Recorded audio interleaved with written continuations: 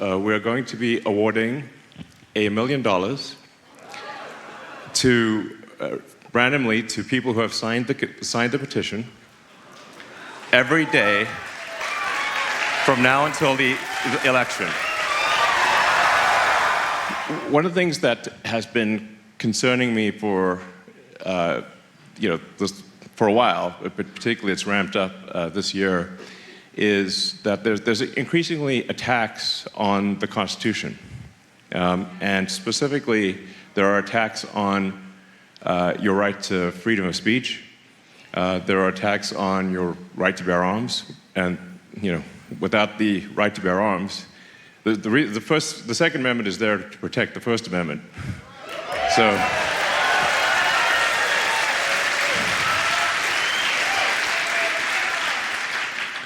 and you have to say, why were these the First and Second Amendments? It's because the countries that people came from, if you spoke your mind, you could get imprisoned or you could get killed.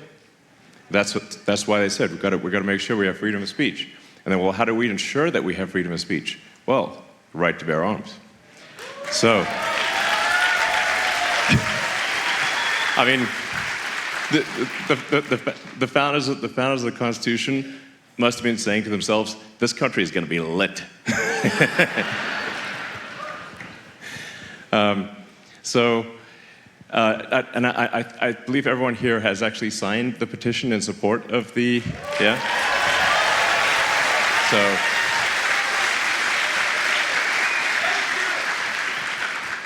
So one of the things we're doing is we want to try to get over 1 million, maybe 2 million of voters in the battleground states to sign the petition in support of the First and Second Amendment, because I think this sends a crucial message to our elected politicians who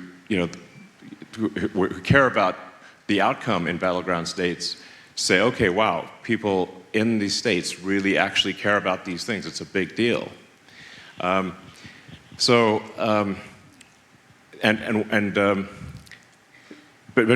we really want to try to get as many people as possible to sign this petition. So I have a surprise for you, which is that we're going to be awarding $1 million to randomly to people who have signed the petition every day from now until the election.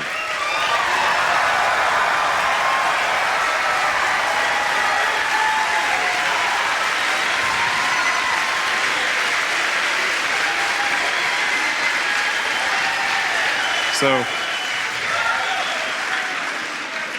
one of the challenges we're having is like, well, how do we get people to know about this petition? Because the legacy media won't report on it. Not everyone's on X. So I figure, how do we get people to know about it? Well, this news, I think, is going to really fly. So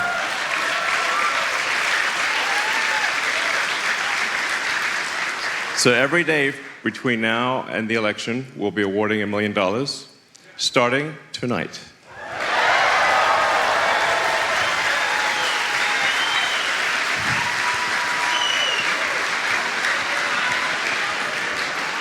All right. So tonight's person is John Dreyer.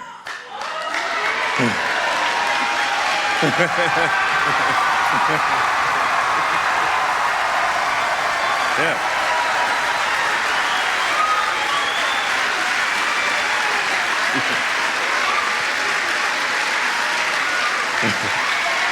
All right. Thank you. So, by the way, John had no idea. So, anyway, you're welcome.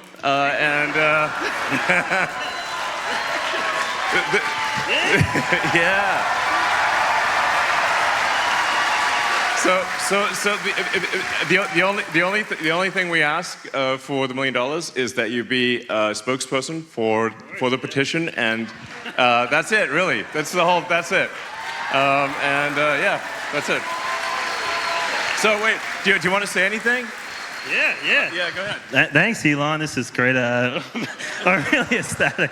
I want to congratulate you on your rocket catch last week. Big curveball. But yeah, I've been following you for 10 years. Got your biography 10 years ago, and been watching ever since. And big fan. So. Thank you. All right. Well, cool. So.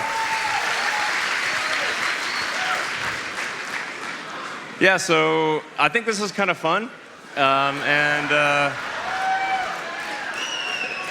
you know, it seems like a good use of money, basically. And we really need to go all out to protect the Constitution. The Constitution is there for a reason. There was great wisdom in that document. And if anything, you know,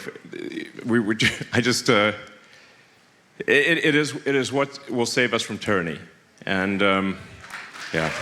So.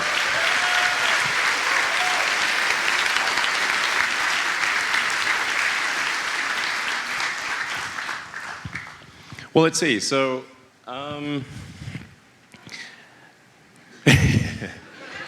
I don't actually have any, like, as you can see, there's no teleprompter or anything. I'm just like, what should I say next? I don't know. But you know, it's worth reiterating why I'm supporting Donald Trump for president. And you know, there's.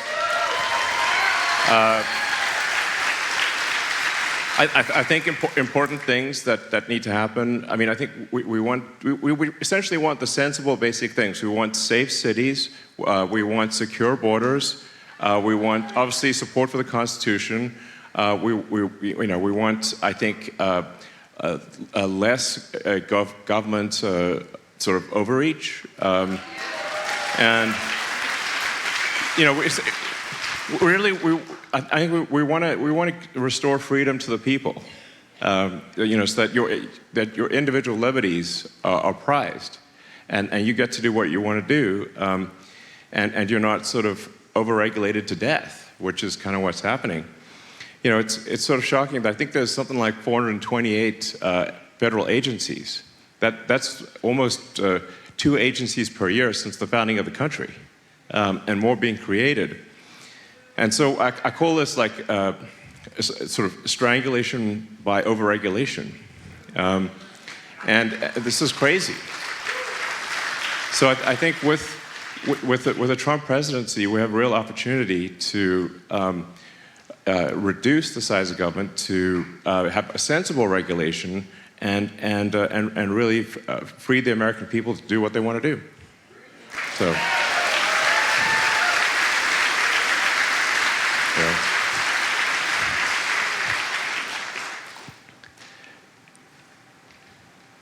Yeah, I mean, I'm not sure, like, these are sort of right-wing values. They seem like sensible values.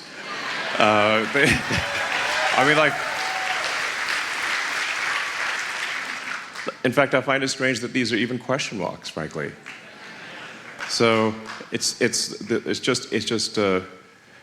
just obvious things that should happen. So. Well, you know what? Let's go straight into Q&A, because I feel like, you know, a lot of things you've kind of heard before, or people out there have heard before. You know, and if I keep repeating myself, it's going to be kind of boring. So, better to have questions, and then the questions can lead to, you know, interesting discussions. One. You know, note I should make with respect to questions or comments. The kind of questions or comments you want to have are things that you think the public would be interested in hearing. So it's sort of, you know, what would people out there be interested in hearing me answer or hearing you say, and that's the way to kind of think about the framing of the questions. Please go ahead. Hey, Elon, BJ Wurzen, absolute honor to meet you tonight. First, I just want to say thank you for your leadership. We all really appreciate what you're doing. It's absolutely amazing that you're even out here doing this. Absolutely. Well, really appreciate that. I mean, the reason that I'm doing this is because I really think we're at a fork in the road of destiny, and this election is an absolutely crucial one. I have not been politically active before, and I'm politically active now because every instinct that I have tells me that this is a fork in the road of destiny.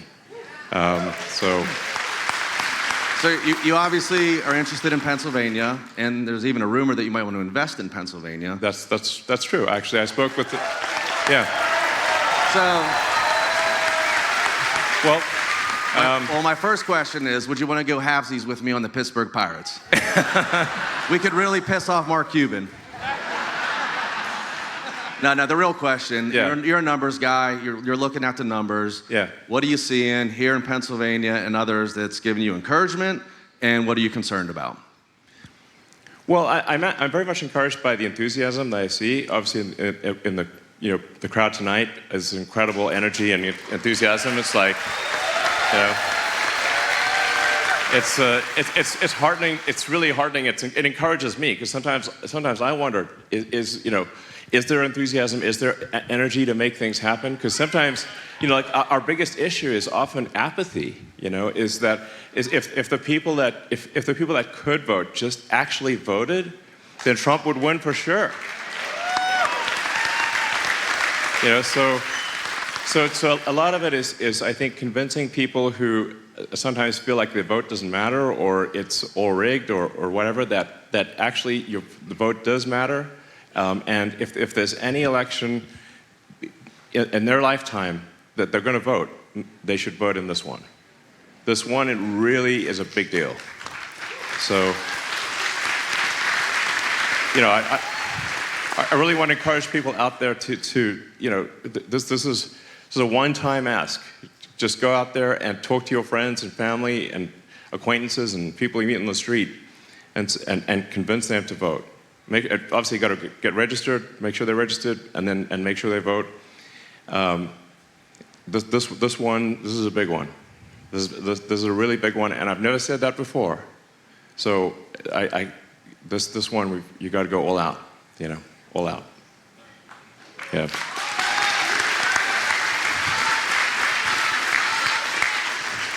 Elon, I'm Senator Greg Rothman. Welcome to Central Pennsylvania. We're so glad you're here. Thank you. So you've been in Pennsylvania at least the last week or so. Anything surprises you about this state, our Commonwealth? What have you noticed? What have you seen that's been a surprise to you? Well, I did live here for 3 years, so I'm not like a total stranger. I went to college in Pennsylvania, so I'm not like some guy who just like, what is the state? What's it like? I lived here for 3 years, so. No, it's a great state. I really enjoyed my time here, and and I think actually Pennsylvania it's the linchpin in this election, and how Pennsylvania goes, I think, is how the election goes, and yeah.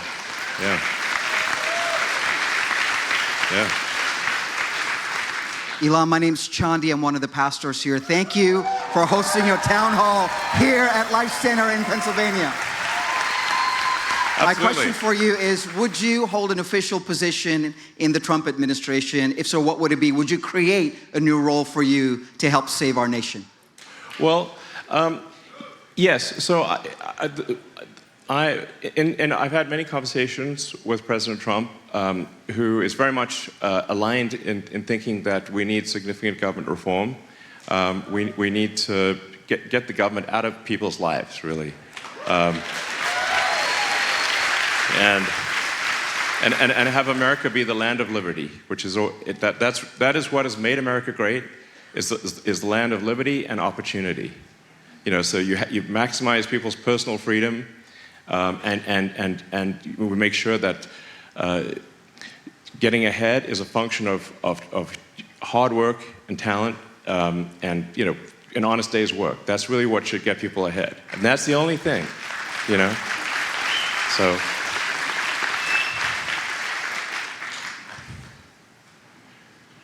Hello, Elon. Jarrell with Genuine Assets. Welcome to Pennsylvania again. My question for you, Elon, is the biggest obstacle that you've had in life and how you turn that obstacle into an opportunity. Okay, I'll get it. Well, I guess I've had a lot of obstacles. I certainly didn't expect to, get the things done that I have gotten done. Quite frankly, I expected failure. So it was really just that I wanted to do something that was as useful as possible. I wanted to be as useful as possible. That was it, really. So I didn't even really actually originally intend to even start a company. I tried to get a job at Netscape after graduating from Penn. And Mark Andreessen's a friend of mine, but they didn't respond to my resume that I mailed in. So I was like, okay, well, I guess I'll try writing software myself. I've been writing software since I was a kid, so I'll write some internet software and see if I can do some useful applications on the internet. And I ended up sort of writing the first maps and directions and yellow pages and white pages on the internet back in '95. And that it was just really because nobody would give me a job on the internet. So that was it. If they'd given me a job, I guess I would have just worked at Netscape or something. But my best advice really is just try to do an honest day's work and try to be as useful as possible to your fellow human beings. Try to give more than you take, and I just have a lot of respect for people who do an honest day's work. That's what really matters. So.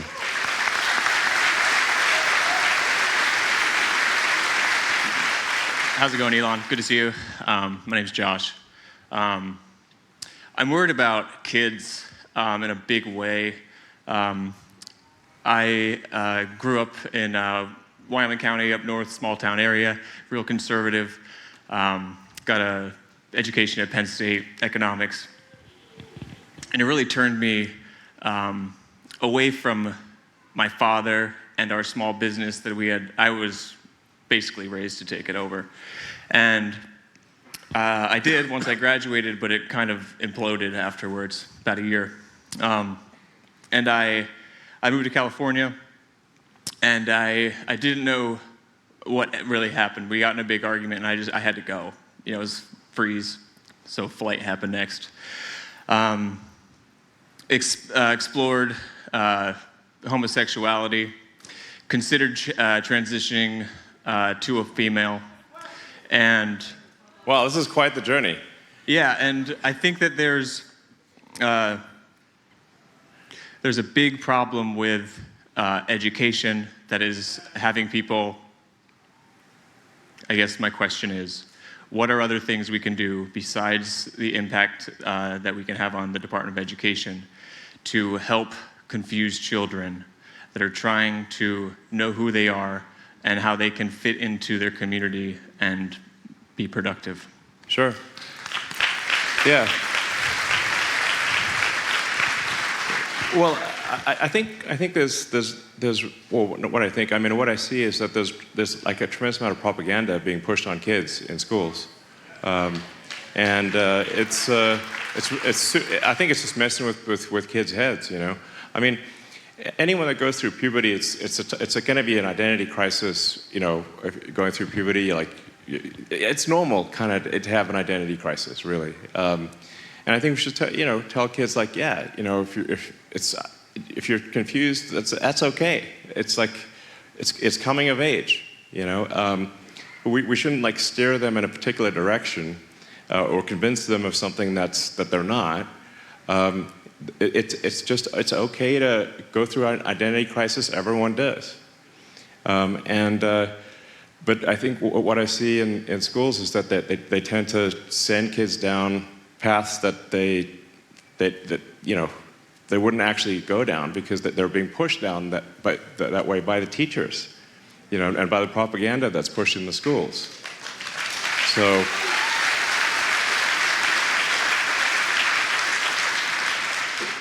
I think we need to tell kids it's okay to live with uncertainty, that it's normal to have uncertainty, and it'll settle down over time, and and don't make any permanent decisions. Like decisions that can't be reversed can't be reversed. So I think we definitely should not have any sort of sterilization of kids, below 18. That's no good.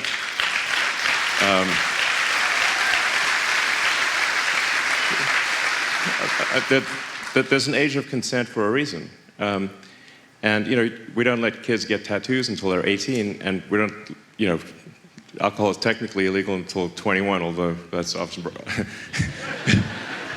observed in the breach. But we just want people to not make decisions when they're young that make them unhappy as an adult. That's really what it comes down to. And I think you want to say we want to optimize for people's long-term happiness. But that means making sure, like I said, that there are no irreversible changes during a kid when a kid has an identity crisis, which every kid has, and that's totally cool. And so my opinion is we should just tell kids when they're going through puberty and an identity crisis, that's totally normal, and don't get too stressed about it. And things will settle out how they settle out, and that's the right thing to do.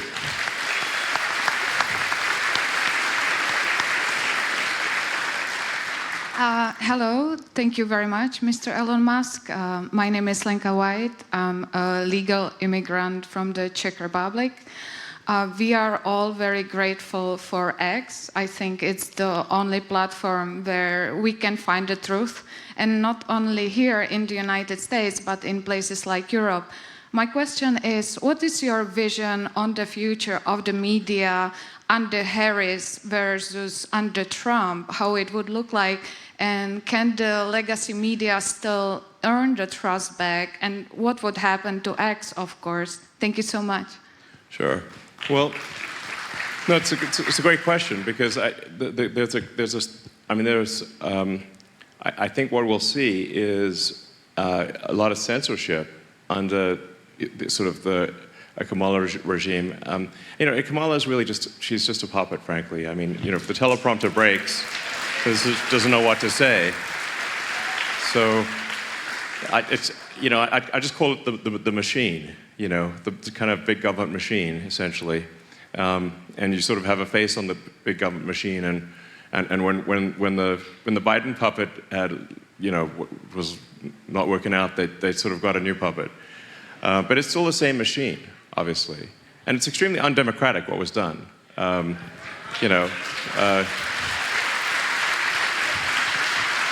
It's bizarre and hypocritical to claim that Trump is somehow a danger to democracy when what happened with Biden being removed as the candidate was incredibly undemocratic.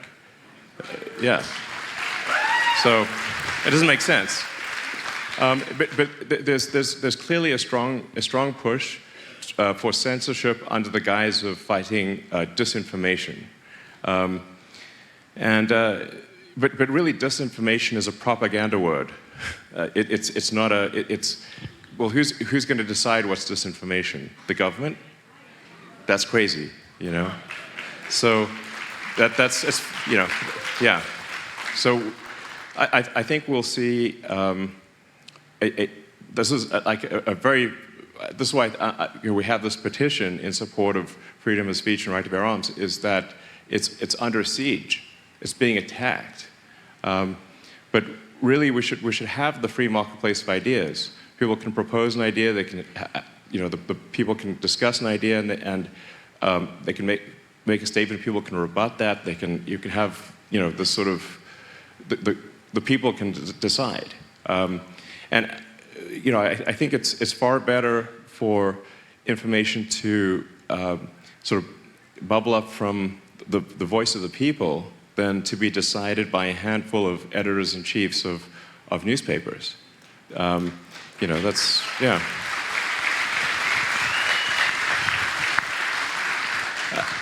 I mean, the sort of, the biggest point of manipulation that occurs in the media is not when the media says something that's false or misleading, but because they do that, but their choice of narrative. What are they going to talk about? Is that's by choosing to focus on one thing and not focus on another thing, that they're sort of steering what information the public receives. Whereas I think the right thing is that the narratives that are important should be the narratives that the people as a whole think are important, not what a few media oligarchs think is important. So, yeah. But they sure like controlling information. So I think if the Kamala machine wins, then we'll see. I think severe censorship is what's going to happen, and that's why I think this is the last election. Yeah. Thanks to you, Kamala is not going to win. I'm Chet.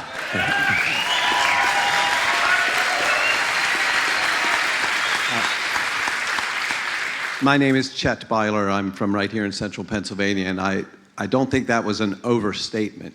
Thanks to you, Kamala will not win. I have two questions regarding the election itself and what you believe can be done to create not only a victory, but a strong victory. Yes. I'm now convinced that, again, thanks to you, we're going to sweep the 7 states that we must win. But I also hope we could pick up New Hampshire, New Jersey, and Virginia. So I wonder what your thoughts are as to how decisive the victory could be. And then number 2, as was referenced earlier, we and all of America is very enthused about you working with Donald Trump to make our government appropriately smaller and more effective. Yeah. So, because that message is so compelling, I wonder if your super PAC could be a little more clear about that point as it relates to you affecting that upgrade to this great country. Certainly, I'm happy to clarify that. I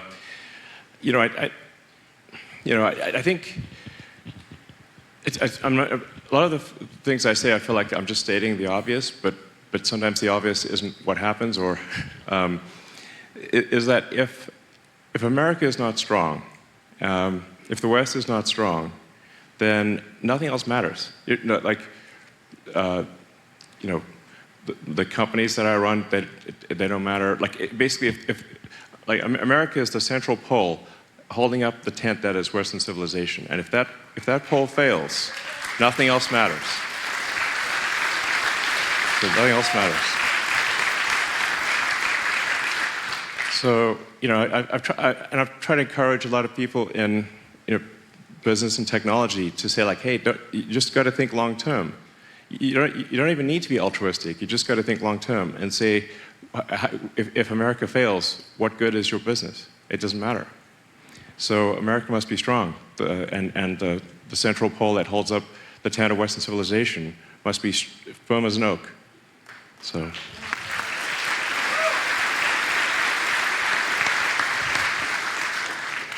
Hi, Elon. My name is Joselle, and thank you for saving free speech.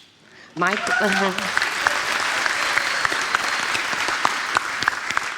question is, what would you expect to see when you head the Government Efficiency Department? What are your strategies and priorities to curb government spending? Well, I've had some exposure to government spending because SpaceX does have a lot of government contracts. There's a lot of work for NASA and for DoD, Intel, and whatnot. And so I've actually seen just the level of waste that happens. And if you talk to people in the government, they actually agree. Yes, this is very wasteful and inefficient. And I'm like, well, why don't we do something about it? But really, in order to do something about it, it has to be a mandate from the top.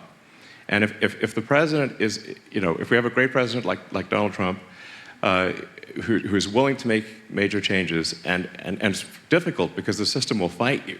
The system is not going to be like, oh yeah, no, totally, we're totally happy being smaller. that will not be, like the sort of antibody reaction of the system will be quite severe. I don't think it's going to be, they're not going to, like it, basically. But you have to have that mandate from the president. And we need a real president, not a puppet, The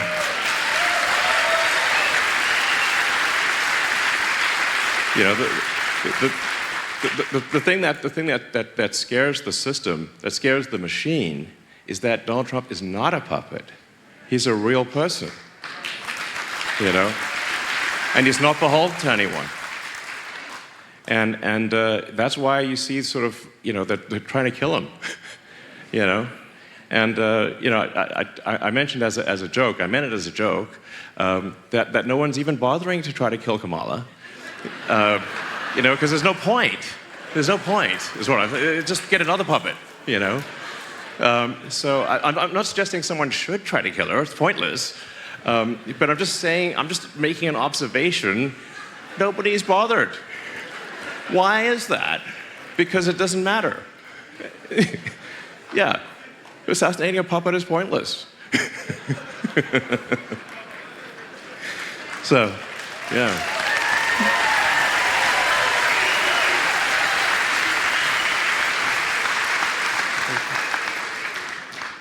Hi, Elon. I'm Chadwick from Westchester, Pennsylvania.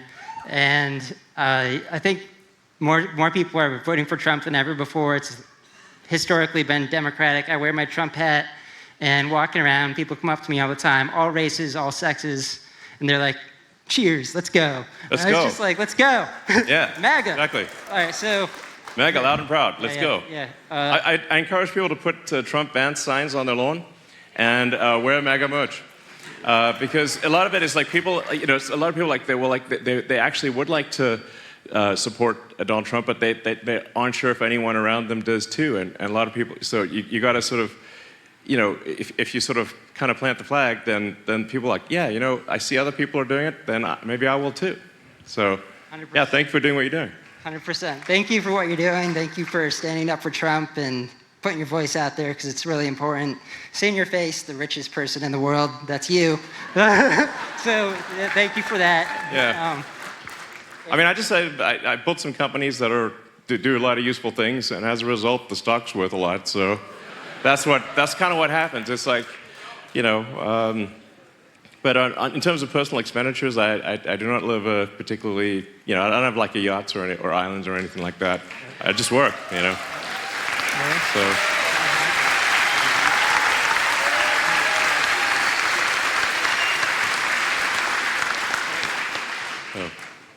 Good evening, Elon. My name is Jared. It's a pleasure and honor to meet you here in Pennsylvania. And it's an honor and pleasure to meet all you guys. Yeah. You guys rock. I mean, this is fire. I mean, seeing the level of enthusiasm is just. I mean, this is firing me up big time. This is awesome. Yeah. Me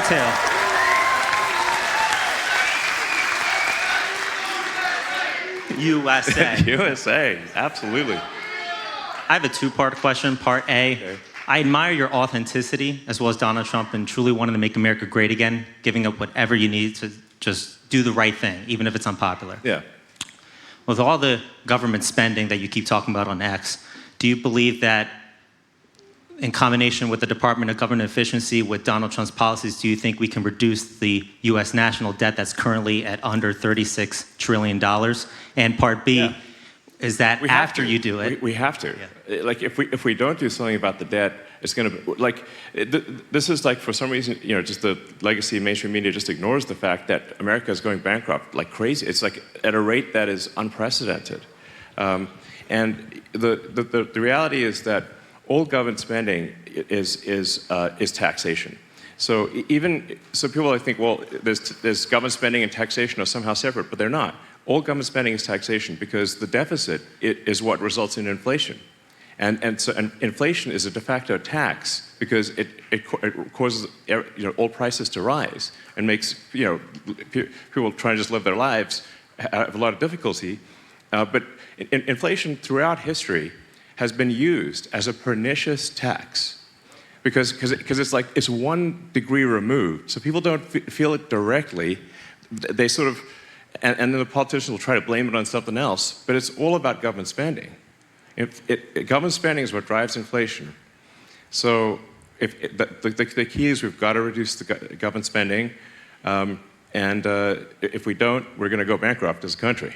End of story. Just like a person. If a person spends beyond their means, they go bankrupt. And we're spending beyond our means, and we're spending on like silly stuff that doesn't actually benefit the public. Correct. Yeah. And part 2 to that, I believe you're going to do that with Donald Trump. I'm just telling you that it's not if, it's when, because I am confident you and Donald Trump are going to truly make America great again. Well, thank you, but I do want to caution against complacency is the only thing. Correct. So it's like we just need to be super hardcore about getting every possible vote. Confidence, yep, not complacency. Yes, exactly. We want to be confident, but not complacent. Correct. And so that's why it's like we've got to just be total evangelists about the voting. Yep. And really every vote counts, and just make sure everyone you know is registered. The deadline for registration in Pennsylvania is Monday. Midnight Monday. Like you can register online. It's super easy, but like hound everyone you know to get registered, because after midnight on Monday you can't. It's no good. And this is a silly question, but when you cut the government spending and you have a stack of all these deregulations, can you live stream on X and use not a flamethrower and burn that into the ground? Yeah. Great idea. Yeah. I think a bonfire of nonsense regulations would be epic. Yeah. And sometimes people are concerned, like, well, what if there's some regulation that's actually really important, and we get rid of that, and say, well, you know what? We'll put it right back. Problem solved. So, all right. Well, Mr. Musk, thank you for speaking directly with the voters of the United States. It's pretty great of you. Yeah, absolutely. Removing yourself from the equation, what does it say about the Biden-Harris administration and the would-be Harris administration that that they haven't worked with such great American companies such as SpaceX, Tesla, and then even speak out against X? Yeah, I mean, it's pretty weird. Yeah, because it was kind of a surprise, because it's like, Biden, for example, had that like electric vehicle summit at the White House 6 months after getting inaugurated, and specifically excluded Tesla, even though Tesla makes more electric cars than ever. Yeah, it was not cool. And then credited GM with driving the electric vehicle revolution, and that was the second event. And then in that quarter, GM shipped 26 electric cars, and Tesla shipped 300,000. So I'm like,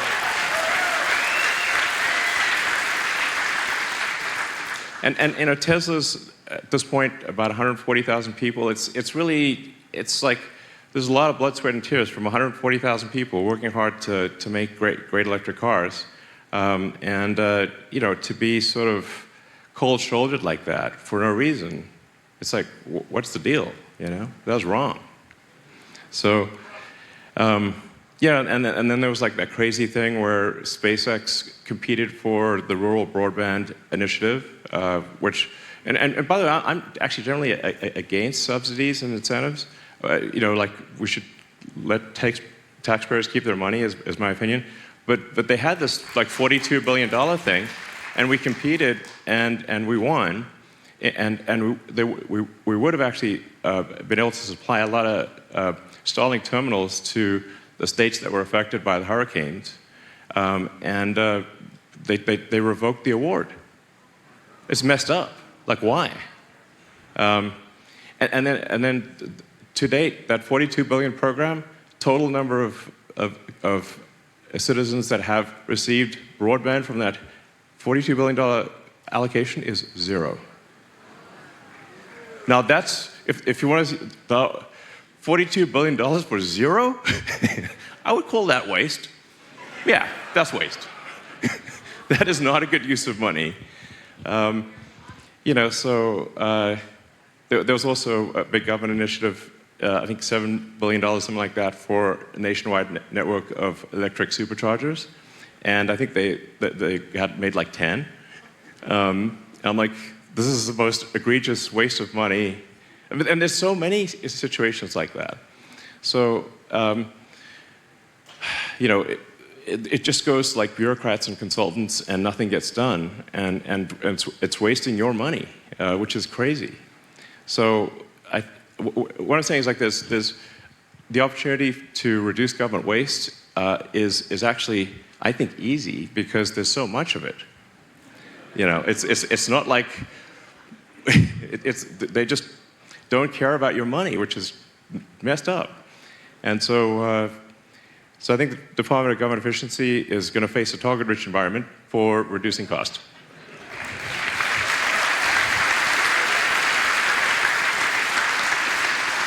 Hi, Elon. I've been waiting years for you to join the MAGA movement, so we're so glad you did. Yeah. I guess my question is, you keep repeating that most of these things we believe in are common sense, and I really feel like they are. Yeah. Do you have any woke friends, and how do you deal with them? Well, I have been red-pilling my friends like crazy lately. I've fewer and fewer woke friends. At least they're still friends, but they're not woke. I think where the sort of the sort of good interpretation of the woke movement is that we want to have empathy for our fellow human beings. And of course we want to have empathy for our fellow humans. I strongly believe we should care about humanity and we should care about the future. But we need to have empathy that is deep, not shallow. Shallow empathy is caring about criminals, but deep empathy is caring about the victims of the criminals. And so, why do we have, repeat violent offenders released on the streets, often with no bail? It's crazy. And they prey upon people, innocent people, and then our streets are not safe. And how can America be the greatest country in the world and we don't even have safe streets? This is so crazy. I was talking to my mom and she was saying like just this year, like three of her friends have been assaulted in New York. And I said, well, was anyone arrested? No. They didn't even try. We can't have this. People deserve to have safe cities and secure borders and the basic stuff like that.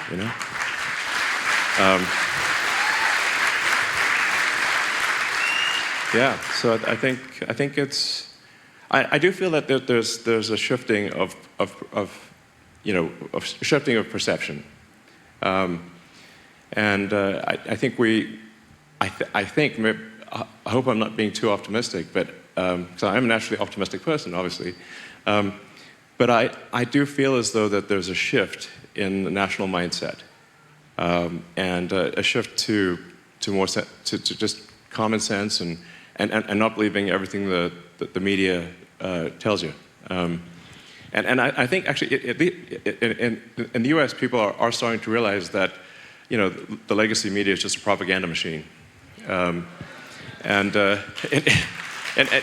in Europe they still believe the news. So we got to work on Europe. They still think the news is real. But here, thanks to X and just people being, I think, maybe a bit more aware and having an actual free speech constitutional amendment has helped Americans, understand what is actually real. I do find it remarkable, like just how sort of coordinated the legacy media is. in their talking points. It's absurd. Kudos to those who put together the compilations of where all of the talking heads will say the same thing, word for word. Yeah, and they'll say the exact same thing, but I mean, I think the propaganda is not even good, frankly. It's not even entertaining, so the week before the Biden-Trump debate, every media organization was saying that Biden sharp as a tack. There's the exact same words: sharp as a tack, sharp as a tack, over and over again. Then it became obvious to the public that he was indeed not as sharp as a tack. But then immediately the legacy media pivoted to knifing Biden and anointing a successor. So we see this over and over again, and yeah. So anyway, but that's why we need to have the voice of the people, and that's why I felt it was necessary to acquire Twitter and.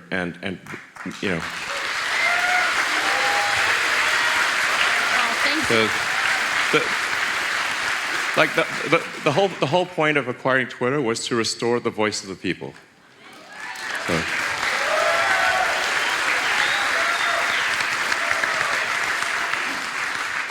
And it's important to note that while the far left activists that used to control Twitter obviously did extreme censorship of voices on the right, there has been no censorship of voices on the left. They suspended a sitting president. Twitter suspended a sitting president, which is insane. But there's been no suspension or censorship or shadow banning or anything of anyone on the left. So it's a level playing field. But I think that the reason that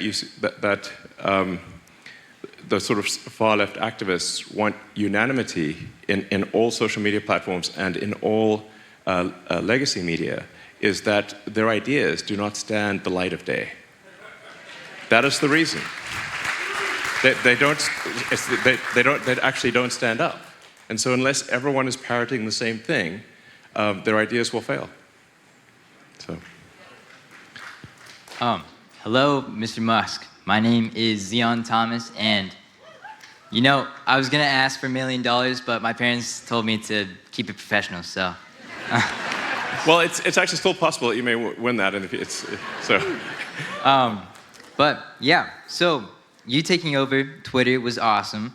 I want to know what other radical ideas you have to save our nation while working with Trump. Yeah. Well, I try to be as literal as possible. So the values stated on the Ad America, the America PAC website and X account, I try to be just as straightforward and literal as possible. So that's why it's sort of safe cities, secure borders, sensible spending, protect the Constitution, especially the right to free speech, and these are all, like I said, things that seem very obvious and frankly normal, but they're not being done, and they're in severe danger if the Kamala machine wins. So. Hi, I'm Nikki, and I've been working with voter registration, and a lot of people are concerned about the escalation in the U.S. military in Israel because there's over 100 troops there on land now. What do you think of this idea? A boring company offering to build an island off the coast of Israel and call it Palestine. They can finally have their nation state like Cyprus. It's been done in China, Dubai, and the Philippines, and we can finally end these endless wars. Could there be enough rubble in Gaza to do it? Thank you. Well, Gaza is a thorny problem indeed. The Middle East has been an area of contention, for thousands of years. I would say that I do not know the solution to that difficult situation there.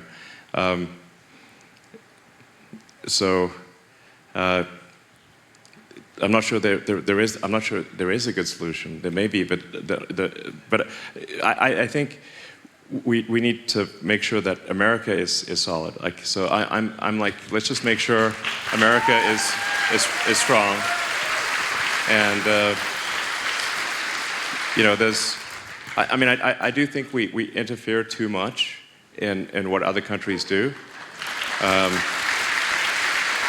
And a lot of our attempts at regime change, in fact, the success of the State Department in achieving regime change is terrible. I mean, you know, so there's all this effort spent, like, all this money spent trying to affect regime change in various countries, but failed in Cuba, failed in Iran, failed in North Korea, failed in Russia. Where were the successes? But a lot of people died, and a lot of money was spent, but no, what good has come of it? So I think we should interfere with other countries a lot less.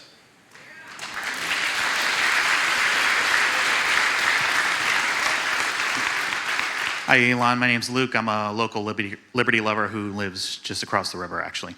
I find the idea that basically everything that we care about is dependent on a single federal election to, for lack of a better word, be unacceptable. So what I and some colleagues of mine have talked about is decentralization and localism, specifically nullification at the state and local level of the federal Leviathan. Yeah. At the state level, the 10th Amendment Center has done great work. The basis of nullification is the 10th Amendment, the idea that no powers. Anyway. I mean, I agree the federal government should get off people's backs. Yeah, absolutely. Yeah. And do you believe that nullification is a viable path forward to getting that done? Well, I can't speak to whether that is legally, would legally stand up or not. I mean, but I think if there's an executive branch, and we also need to, you know, try to win the Senate and the House, but if there's, you know, a consensus that the federal government should do less and restore power to the states and to the communities, which I think should be the case, then I think we can make that happen. Yeah. Hi, Elon. My name is Edward, and one of the really great things about going to these rallies are the people that you meet. Tuesday at the J.D. Vance rally, I spoke to some young students, and they wanted to be healthcare professionals. And the hardest thing for them to deal with was the financial obligations of doing it, trying to get an apartment and everything else. And I mean, I went to Germany, and college is free over there. So there's no one in the world that can tell me that America can't do it better. Well, can you help those Rileys of the world out, please? Well, I think that there are a lot of issues with college education. It's gotten very expensive because the administrative portion of colleges and universities has grown dramatically compared to the educational portion. So if you say, like, how much is actually spent on teaching people? Very little. So I think that you've got these sort of administrative groups that far outnumber the actual number of professors, and like there isn't actually a need for college to be so expensive. It should be far less expensive, but the sort of bureaucratic creep and the administrative burden have grown dramatically over time, and that is what has caused college to be so expensive. It doesn't make any sense. So, yeah, but there is. I mean, if we do sort of make college free, we have to be careful about that because then it's open season for wasteful spending at universities. And like then, however bad it is now, it's going to be even worse in the future. I think we need new universities to compete with the existing ones. Because what actually matters is how good is your education, not how much was spent on administrative BS, you know?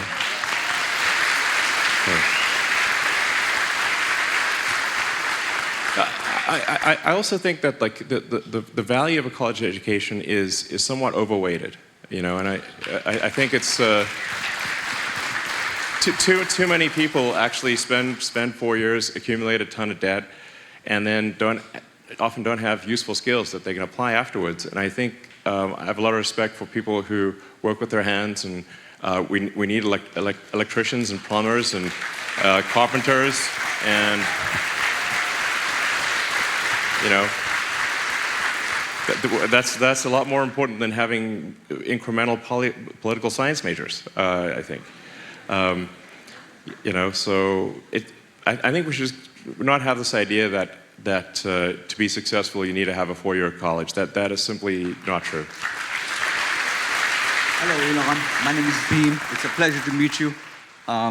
My question is, as we near the election, I know you're covering a lot of ground, going to battleground states.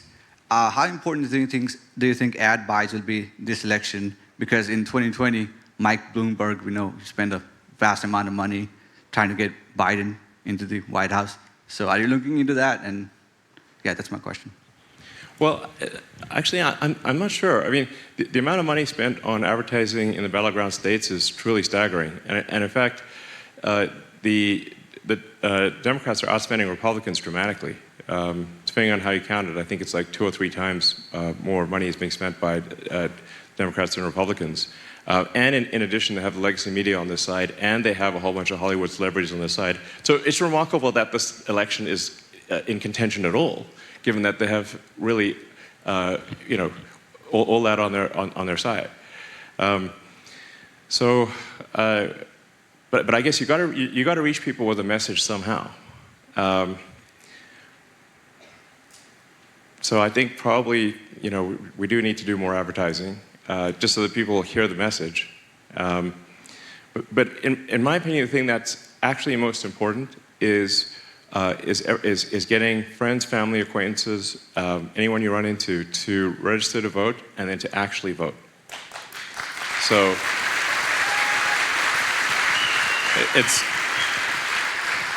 and this election could be decided by, you know, 1,000 people, 100 people. It could be a very tiny margin. So every incremental person makes a difference.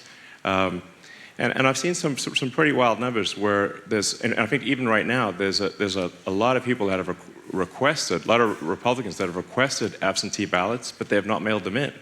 I'm like, guys, mail it in, come on, just mail in your ballot, you can do it. you have it in your house, mail it in. Now would be a good time. And if you're worried about the mail, you can bring it in person. So, yeah. I think it's very important to encourage people to vote. Like I said, I'm really emphasizing this registration point because we've only got a couple days left for registration. So that's why it's the top priority is get people registered before Monday night, and then make sure they vote. And I would recommend voting early. And then you can check to see if your vote's been received. You know, I think there should be a lot more Republicans voting early. Yeah.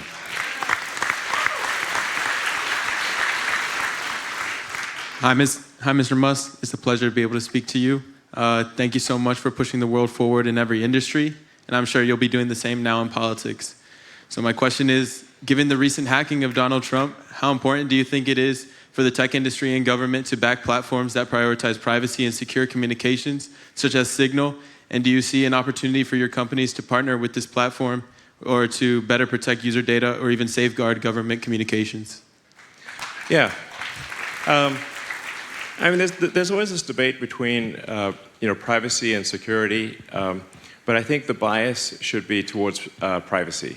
You know, I think we should not trust the government, really, we just shouldn't. So, and I'd say even if I'm in the government, don't trust the government. Like, that's it's just, you know, we've got to protect the privacy of citizens, and you know, and make sure that people really have their liberty and they're not being spied on or, you know, manipulated. So You know, yeah. So I think we need to make sure that there are not like back doors and weird things and that where the government can, you know, spy on and potentially, you know, take action against people. Yeah. Hey, Elon. My name's Ron Blauk. I'm from Harrisburg. Before I ask my election question, I just have to tell you that I accidentally caught the launch and catch of both sections of Starship on live, and it was breathtaking, which I know everyone in here knows, but I want you to be acknowledged for the level of inspiration that you're creating worldwide. I was cheering in my office, like watching this thing go down, and so thank you for that. No, you're most welcome. I mean, I think yeah. I mean, it certainly inspired me, and that's a testament to the incredible work by the SpaceX team. It's a very talented, super hardworking team, and you know, the making rockets fully and rapidly reusable is really what's going to open up space for humanity and enable us to have a base on the moon and build a city on Mars and be a spacefaring civilization.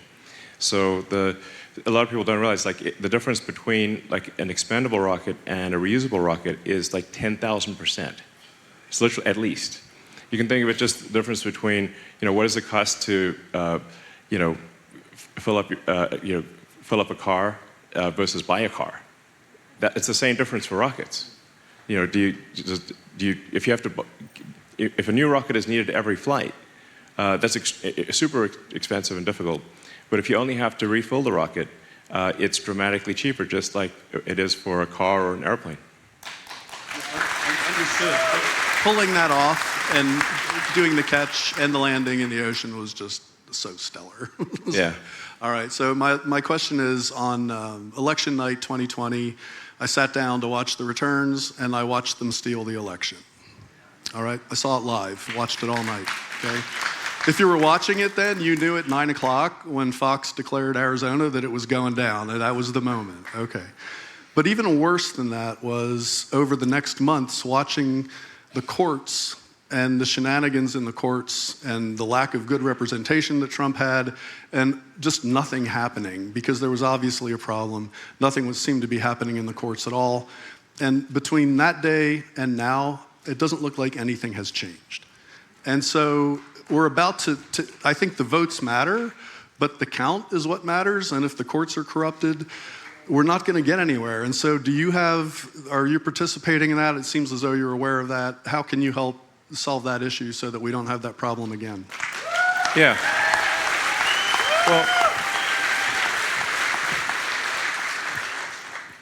I mean,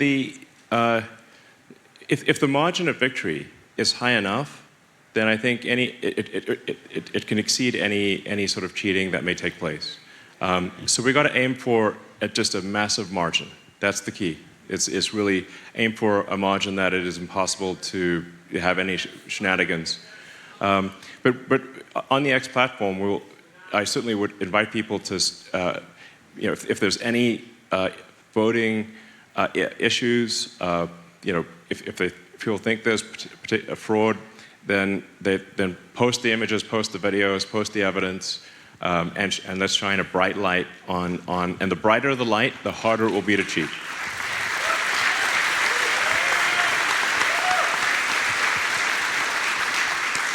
Hi, Elon. It's a pleasure to make your acquaintance. Thank you for the work you're doing for humanity. There are a lot of changes happening in our world right now, a lot of changes happening in our own country, and these changes are being perceived as chaos. But I always say that if it wasn't for chaos, we wouldn't be able to experience peace. If it wasn't for chaos, we wouldn't be able to experience growth and evolution. And with AI being the new kid on the block and advancing at an incredible pace, I guess my question is, how do you foresee the election of President Donald Trump influencing technological advancements and societal transformation? Well, I think reducing this sort of, you know, strangulation by overregulation is a super big deal.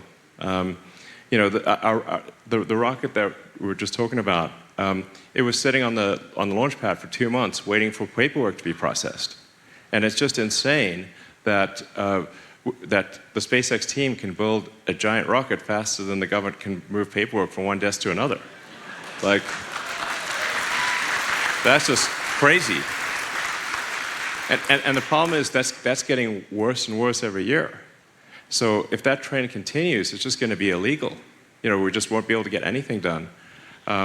So that's why I call it like this extreme overregulation, where there's just new agencies being created every year. And the difficulty of getting anything done is like the square of the number of agencies involved. So if there's one agency, it's like 1, but if there's like 3 agencies, it's like 9 times harder, because they all have to meet with each other. You know, we get crazy things like SpaceX got fined $140,000 for dumping potable drinking water on the ground at Starbase, where we launched the rocket, because we cool the launch pad with water, and in an excess of caution, we said, you know, we're going to bring in drinking water just to be sure, and we're going to cool the pad with that. We didn't know there was a permit needed for that. Water falls from the sky all the time. You know, Starbase is in a tropical thunderstorm area. It rains so much that the roads get flooded. Why are we getting fined for a tiny amount of water on the ground? But the EPA said they're not going to process any future applications for launch unless we pay this fine. So we just got, you know, held for ransom, basically. And that's tip of the iceberg. I mean, I got a bunch of sort of nutty stories, you know. Some of them are, I guess, kind of funny. There's, you know, we had to do this. SpaceX had to do the study to see if Starship would hit a shark. And I'm like, it's a big ocean, you know. There's a lot of sharks. It's not impossible, but it's very unlikely. And said, well, you have to, you know, this is, I think, from National Marine Fisheries, one of the, you know, NMF it's called. You know, they were like, well, you have to do the study on whether you're going to hit a shark. We're like, what? And then we said, okay, fine, we'll do the analysis. And then, well, can you give us the shark data? They're like, no, we can't give you the shark data. We're like, okay, well, then we're in a bit of a quandary. How do we solve this this shock probability issue? And they said, well, we could give it to our Western division, but we don't trust them. And I'm like, am I in a comedy sketch here? And then, like they're worried about the shock density data, like the people who hunt sharks for shark fins somehow getting their hands on this shock data. And so eventually, I think we got the data, and we could run the analysis to say, like, yeah, the sharks are going to be fine. But they wouldn't let us proceed with launch until we did this crazy shark data. And then we thought, okay, well, now we're done. And they said, but what about whales? I'm like, when you look at a picture of the Pacific, what percentage of the surface area of the Pacific do you see as whale? Because look at a picture, I don't see any. It's like, you can't, where's a whale? And honestly, if the ship did hit a whale, it's like, honestly, that whale had it coming, because it's like the odds are so low. You know, it's like Final Destination, the whale edition. It's like fate had it in for that whale, you know. And so we had to do the whale analysis. And it's like, okay, yeah, the whales will be fine too, you know. It goes on. And then there's like, well, what if the rocket goes underwater, then explodes, and then the whales have hearing damage? Like, this is real. This is actually, and we're like, look, if we could make a rocket go underwater and be a submarine, that would be like a feat of physics we could not accomplish, okay? This is not how it works. So anyway, just one like crazy thing after another where, you know, so this is why I'm like really feeling the pain of the overregulation. And there's like multiple federal agencies that have overlapping, you know, they're all doing the same thing, basically. So anyway, we got to stop this madness because we just won't be able to get anything done.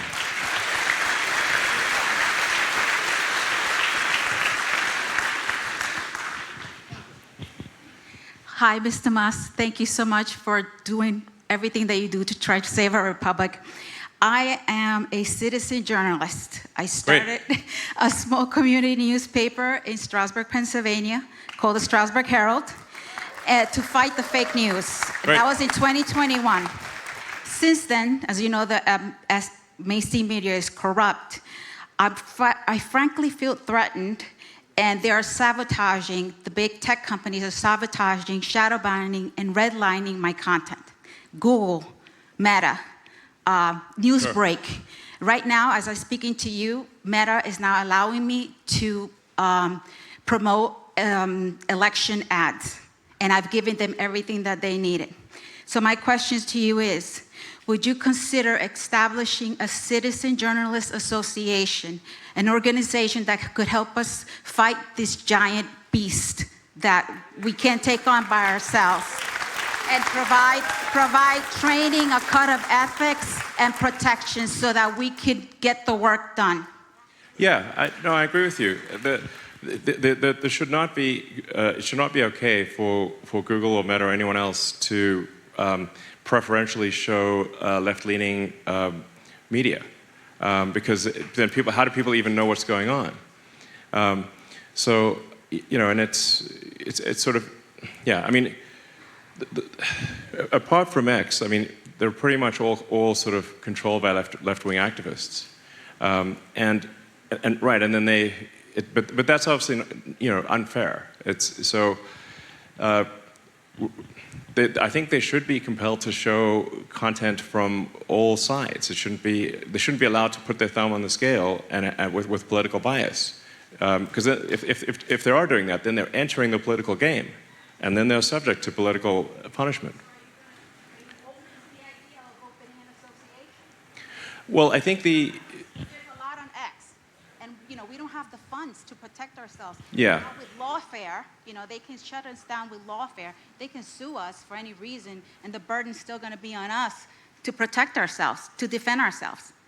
Yeah, I think that this is really a situation where the federal government should be saying that if a company has like 70% of the search market, like Google does, Microsoft's got most of the remaining 30%, it's a duopoly. They have to be fair in what they show. They can't be biased, because otherwise they're, I think, falling afoul of antitrust. You know, so that's. But I think if it's not done at the federal level, I think it you know, that's the only level where you can actually exert influence on giant companies. And it's really just to say, like, hey, you've got to be fair and show, you know, and not put a political thumb on the scale. It's not right. So, and there's, I'd say there's another big factor, which is that there's a lot of the advertisers also exert political pressure, which is, I think, not okay.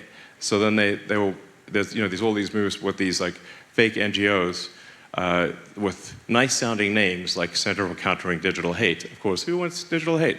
But actually they're just a left-wing censorship organization. And so they push these boycotts of any publication that doesn't support left-wing views. And so they just try to starve out any publications that have even sort of centrist views. So. Hi, Elon. I'm David Fox. I'm a husband, a father, a grandfather, a small farmer, a carpenter, a heavy metal musician. Excellent. A Teamster truck driver with over 1 million miles of safe driving. Oh, you're a talented man. So if you happen to know a guy who might need a Secretary of Transportation, you know, let me know. Okay. But anyway, I was supporting Trump since 2015. And we all know that the Democrats are going to throw everything they got against you and against Trump. Yeah, I mean, that's just a given. 100%. But my question really is, what the worst part is the neocon, milquetoast, naked Ken doll Republicans. Yeah.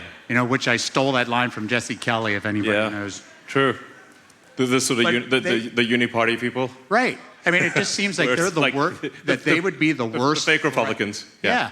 They would be the worst threat to the agenda of anyone, because you already know what the Democrats are going to do. Yep.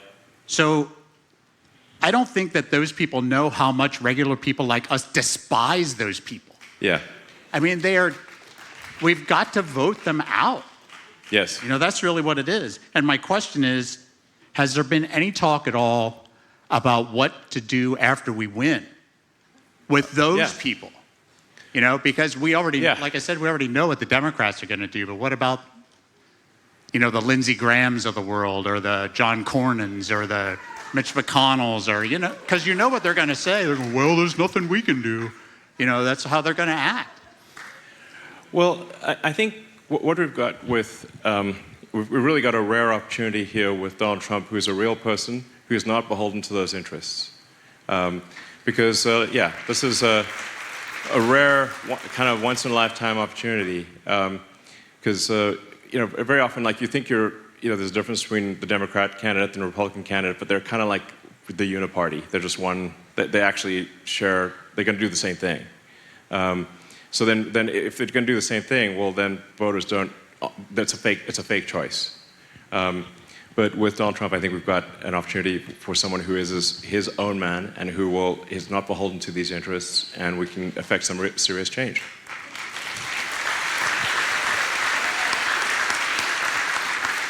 Well, hey, Elon, I know you have a burning question for me. If I'm Indian or Jamaican, I'm born in India. All right. And Cool. I was born in Africa. It's kind of weird, but oh, there you go. It's true. So faith, family, and freedom are my guiding principles. What are your guiding principles? And as a divorced mom, I have a 14-year-old son and a 12-year-old daughter. So could you give them the best advice you could give them as an African American? Sure. Well, I mean, my advice is generally to try to, it sounds maybe like a platitude, but it's really just, it's like try to be as useful as possible. Try to give more than you take. And I think if you're doing an honest day's work, you should be very proud of that, and that's a great thing. So, yeah. I struggle with mom jokes, so do you have a best dad joke for them? Now, what I have is, I mean, dad jokes. I mean, I guess I probably, for some reason I can't remember any dad jokes right now. I have one. Yeah, exactly. I have one. Okay. What do you call a hen looking at lettuce? I don't know. Chicken Caesar salad. Okay. I mean, a friend did tell me a joke that was pretty good, which is, it's like,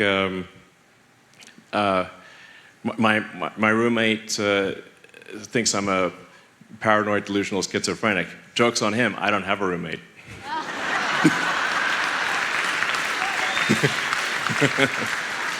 So. Hi, Elon. I'm Charles. I'm a Gen Zer, so I'm in college right now in Pennsylvania. A little nervous talking to the richest man in the world, but I have a quick financial question, actually. Like, you're the richest man in the world, you're the best person to talk to. So I want to start a family in the next coming years. I'm a Christian man, and that's something I want to do. Great. But obviously, with this, with our country's financial state right now, it's really hard to get a house, let alone pay my student loans. So I know the average age of getting a house right now is like 34. So what advice would you give to Gen Zers and younger people trying to build a family, trying to start a family and get a house? What advice would you have for that? And then I guess I can answer that question if you'd like. Oh, yeah. You go. I mean, my recommendation really would be do not delay having a family. You know, even if things are tough, it's really like there's a baby crisis. You know, the birth rate has plummeted. the birth rate in the United States has been below replacement rate since roughly when I was born in 1971. So that's a long time. And it's continued to decline every year. So, I think if there's no humans, means no humanity. So something's got to happen to turn around this crazy low birth rate, or we'll simply disappear. I think even if things are financially difficult, it's still, go for it with regard to a family. And then regarding housing costs, I think the thing that's driving up housing costs is the crazy overregulation. It's like so hard to build new houses, and to meet all these regulations, the regulations stifle new housing creation. So I think if we can alleviate the crazy number of regulations for houses, still want to keep them safe, then the cost of a new house should fall dramatically. So, and what was the second one? Yeah, just one quick serious question. Can I get a Cybertruck? No, I'm just kidding. All right.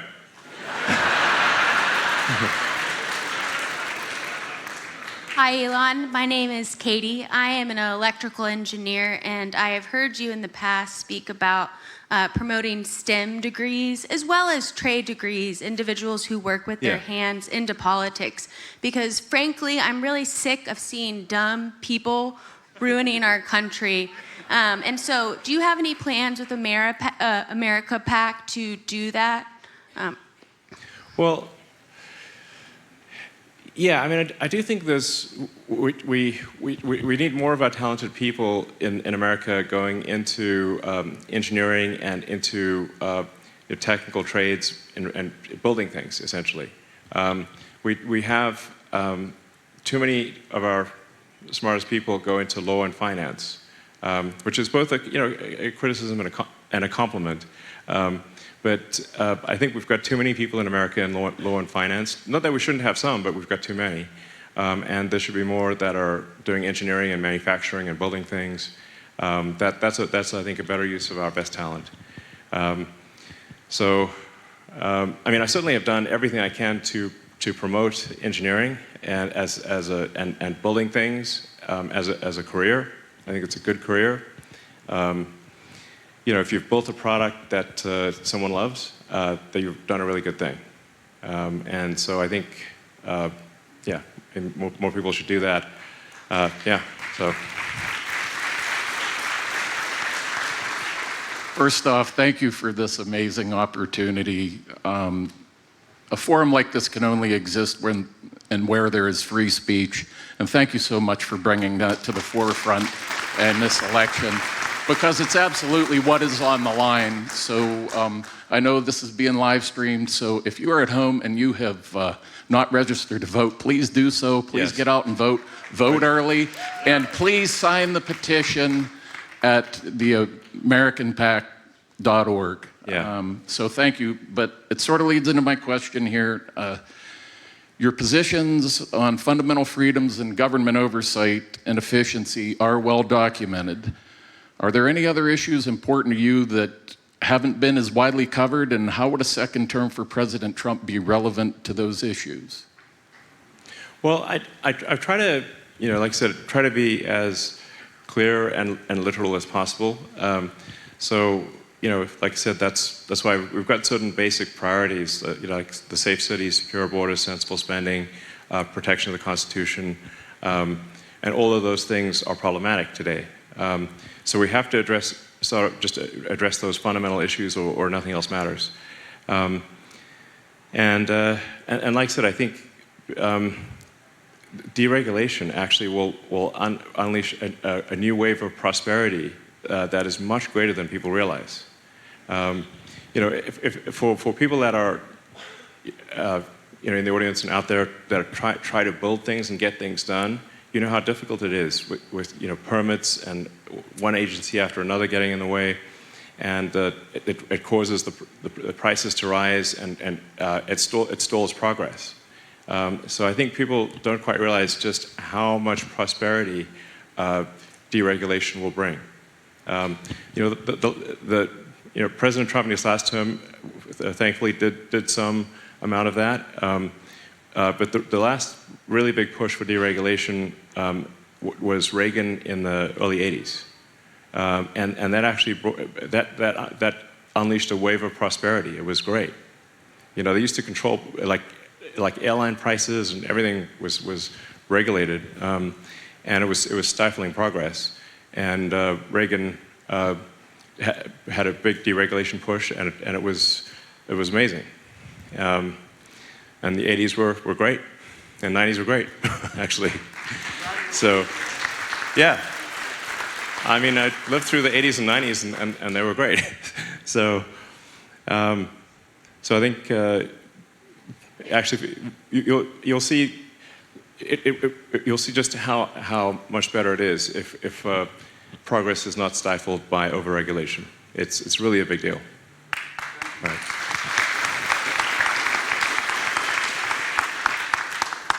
Hey Elon, my name is Dean. I'm an engineering student here in Pennsylvania. My family moved out here from my home state of New Jersey because me and my brother were facing some injustices regarding the COVID vaccine mandates a couple of years ago. Yeah, those were crazy. Yeah. I mean, it's really nutty. I mean, like, I'm not anti-vaccine, but I'm anti-forcing people to take a vaccine, that's for sure. Well, also, the COVID vaccine did not work. Yeah, and and suppressing information about it and side effects, that was terrible. So, you know, it was like, you know, the Biden-Harris administration tried to mandate that any company that has any federal contracts, which is most companies, would be forced to vaccinate everyone at the company, or that person would have to be fired. Now, thankfully, that was shot down by the Supreme Court. But, like, that's insane. That is a massive infringement on your liberty.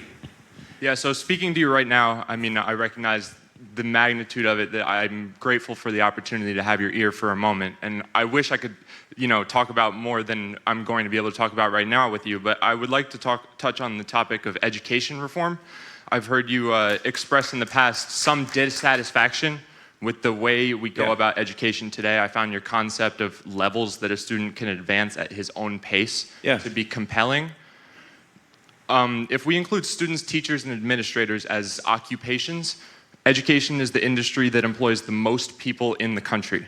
Our brightest minds are usually traversing the education system for their entire youth and early adulthood. Do you think it would be within the scope of the Department of Government Efficiency to try and investigate how we can minimize the misuse of Americans' money and, more importantly, their time by providing ways to streamline the process, avenues to certify oneself with aptitude tests, and somehow counteract the unproductive arms race of credentials and degrees? Yeah, absolutely.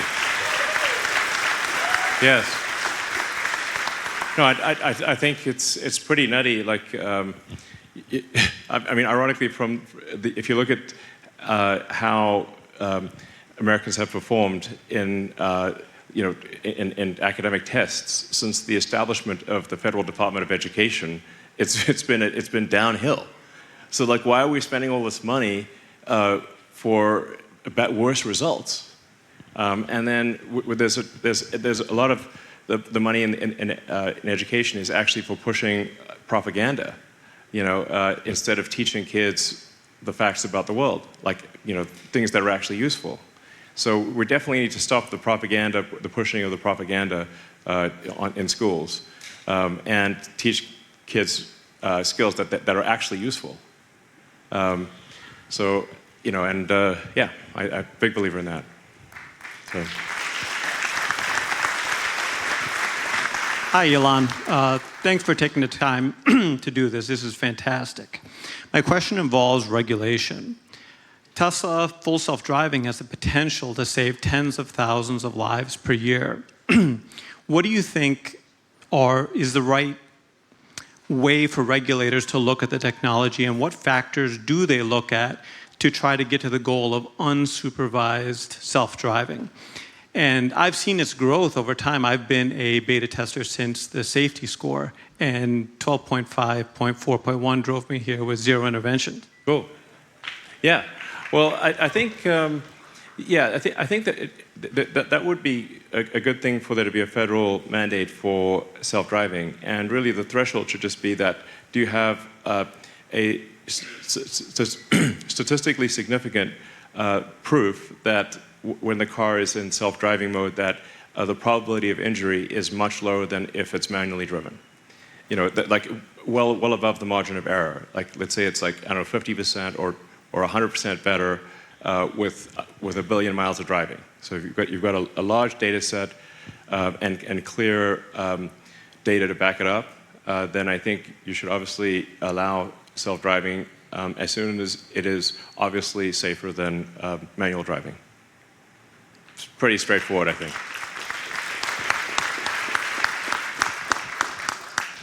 Hi, Elon. My name is Molly Hughes. I'm an engineer from Lancaster. And I just want to say thank you for all you've done for free speech. And I realize that's saying almost nothing at all in proportion to what it's meant to all of us. My question is, given that Marxist ideology is responsible for the death of 100 million people in the 20th century, why do you think it's making a resurgence, and what can we do to help combat it in our daily lives? I mean, I agree with you. It's kind of blowing my mind that, like, I thought that was a dead philosophy, but it's alive and well in a lot of our educational institutions. You know, I think part of it is that you've got a lot of colleges with these giant endowments that insulate them from reality. So you can sort of have this fake communist utopia at a university because they don't have any feedback loop to reality because they got these giant endowments and a ton of government funding too. So that allows them to be disconnected from the realities of you know, the free market. They take advantage of the free market, but they live in a sort of pseudo-communist world in a lot of these colleges. So they just don't get it. But it is remarkable, and there are a lot of memes about this because, like, how often do we need to run this experiment? You know,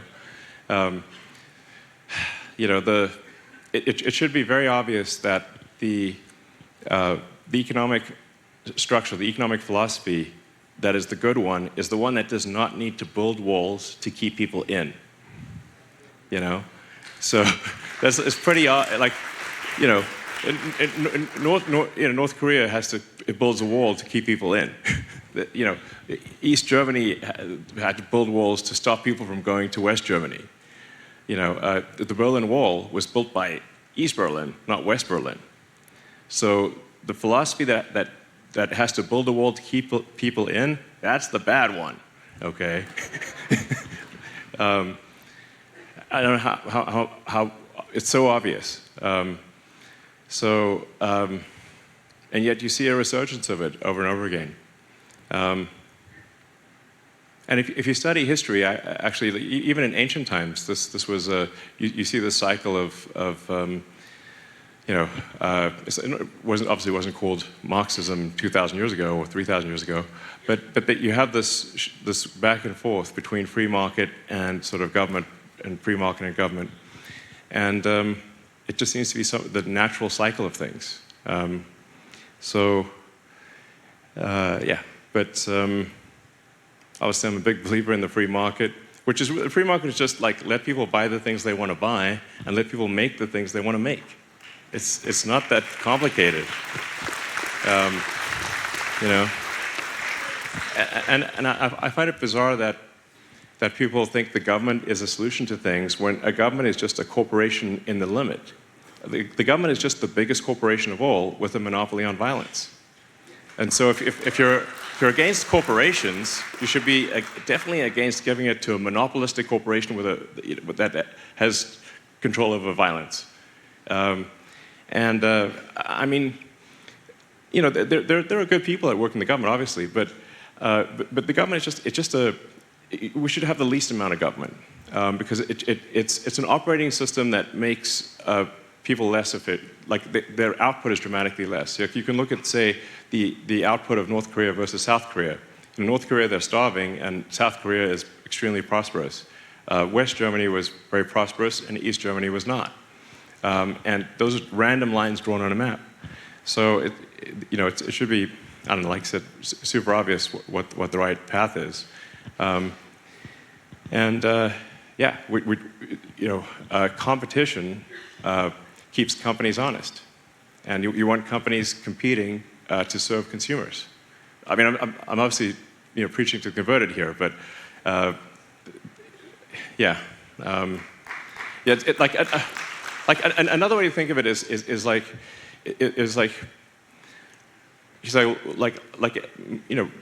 almost everyone's been to the DMV, okay? So, the DMV, Department of Motor Vehicles, that's the government. And more government is just the DMV at scale.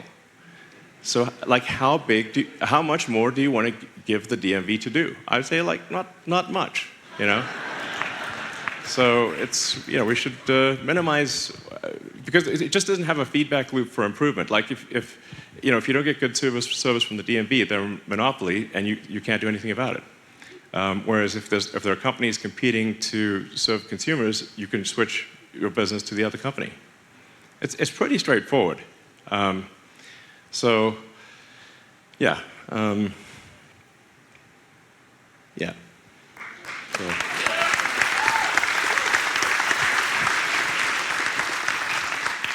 Hi, Elon. My name is Rebecca Gilbert. Thank you so much for being here. My question is, what role do you think AI should play in our democratic republic? And how do you think it can be used to uphold our constitutional freedoms? And what do you think will be the potential consequences of creating AI that is far more intelligent and capable than human beings, with the exception of you, of course? Well, I do worry about AI, actually, because we are creating an intelligence that ultimately will be far more intelligent than any human, and ultimately more intelligent than the sum of all humans. So in creating AI, we need to be very careful, and it's like having a sort of a genius child. You want to have that child grow up with good values. I think the most important thing in training AI is that it's rigorously truthful. Even if this is very, very important, essential, and my concern about a lot of the AIs that are being developed are that they're trained to lie, and in some cases with potentially disastrous consequences. I mean, when Google Gemini came out, people asked, like, which is worse, misgendering Caitlyn Jenner or global thermonuclear war? And it said misgendering Caitlyn Jenner. I'm like, that's a problem, guys. Because if this AI becomes super powerful, it could decide that the best way to avoid misgendering is to kill all humans, which makes the probability of misgendering 0.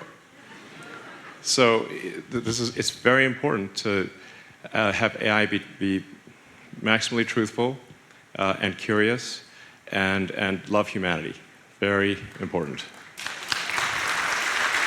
So. Hey, Elon. I'm the guy with the Dale Earnhardt Cybertruck. If anybody wants to drive it after this, let me know.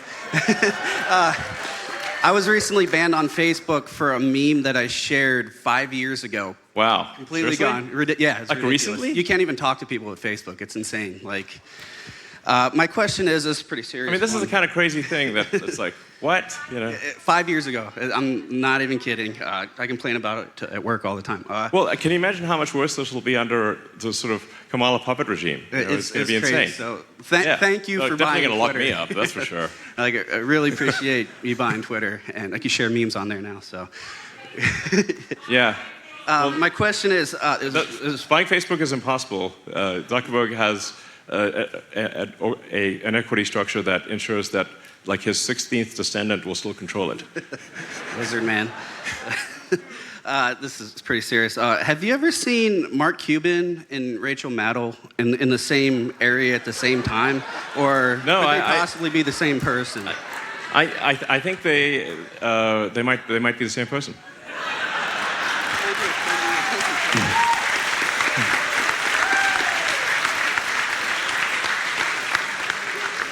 Hello, my name is Leslie Lockheed. I'm a senior pastor in the Ministry of Repentance and Holiness. It's a global ministry. And I'm also here as a mother and a grandmother. and I'm also here on behalf of people with disabilities. I'm very interested in all of your different inventions. I find them very fascinating, and I'm so grateful that you have that type of compassion. And I really want to thank your mother, because I know she's been a part of that from a very young age. My mom and my sister are great. So yeah, it's they're great people, and yeah, I mean, I love humanity. I think you know, obviously we're not perfect, and we you know, people do things that are bad at times, but on balance, you know, I love humans and I love humanity. So it's very evident. Yeah. I thank you for your compassion. And now there are a lot of different issues that are so important to me personally, and I'm sure all of you share them. I've seen just horrendous things in the news from every type of issue, the homelessness, the things that have happened, you know, the hurricane, the people in you know, the Carolinas and all the 6 states, and the sufferings that is going to continue. I'm very concerned about our fellow Americans there, and those who are yet, you know, that are going to suffer from other natural disasters that are still in the making. Sure. And those who still haven't recovered from the ones before. So that's very important. I'm very concerned about the children and the grandchildren and the exposures that are really impressing, you know, putting impressions upon them to lead them off in the very, very extremely dangerous ways, as some of what you've touched on tonight. There's just so many that I can't even mention them all here. But I would like to also extend an invitation to you. And I extend this invitation to invite you to, because we've been commissioned all across the United States of America by the leadership in the ministry. Sure. And even President Trump, former President Trump, has sent off a letter of invitation to this man of God. And I would like to invite you on behalf of America and on behalf of the ministry to come with us this December for the Menengai 7, and to be able to meet him face to face. He is known to be not the richest man on earth, but he is the most influential man on earth. And when he speaks, everybody listens. He always trends #1 on every social media platform. So we would like to invite you. All right. Well, thank you. I appreciate the invitation. I wish I could, I guess, teleport myself around and be able to do more things. It is. I have like 17 jobs. But thank you for the invitation. All right. Hey, Elon, Neil. Pleasure to meet you and talk with you. Question about manufacturing. One of the concerns with this election cycle is bringing manufacturing back on shore. Yeah. And I'm just wondering, you have a lot of expertise with this. What do you think it's going to take to make American manufacturing great again? What's the government's role in that from your perspective? Well, as I mentioned, I think deregulation will actually be very helpful.